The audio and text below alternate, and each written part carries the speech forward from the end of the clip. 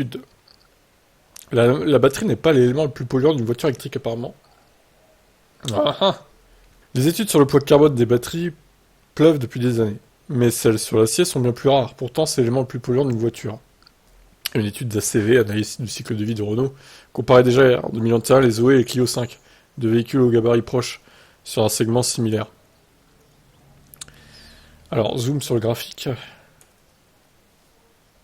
Tac. Donc la tôle devance la batterie de peu pour la Zoé, pour le coup. Et la Clio, la tôle largement en tête, hein, forcément. Vu qu'il n'y a pas de batterie, le graphique ci-dessus montre la part de chaque élément du véhicule dans la production en matière de réchauffement climatique. Sans surprise, dans les deux cas, c'est la tôlerie qui représente la plus grande source d'émissions de gaz à effet de serre. Pour l'électrique, elle est même devant la batterie. Pour cause, la production d'acier au niveau mondial reste extrêmement polluante. À elle seule, elle représenterait près de 10% des émissions directement issues des énergies fossiles de la planète. La faute est l'usage massif de charbon, transformé en coke. Oula, pas d'apologie de la drogue, hein, évidemment. Interdiction pour la métallurgie, aussi bien pour la fonte, longtemps utilisée pour les blocs moteurs, que pour l'acier utilisé dans la quasi-totalité des châssis et structures de véhicules.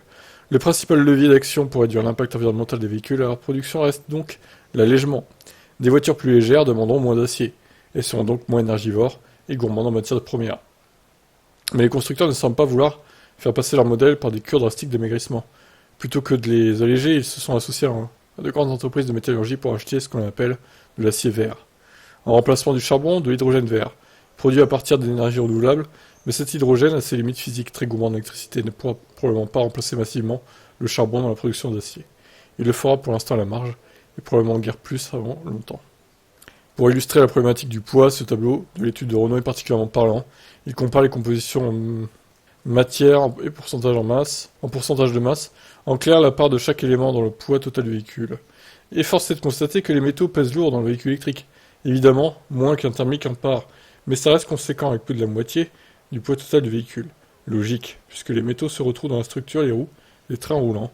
Mais en travaillant sur des voitures plus légères, le gain en matière d'équivalent CO2 à la production serait colossal. Encore faudrait-il accepter d'avoir des voitures moins confortables et moins spacieuses, mais aussi moins sûres si les structures s'allègent et les parois des montants s'affinent. Ouais, c'est sûr. Après, on peut refaire des voitures de moins d'une tonne, hein, mais bon, au détriment de la sécurité, comme dans les années 80-90, quoi. Voilà. C'est un choix à faire. Qu'est-ce que vous en pensez, vous ?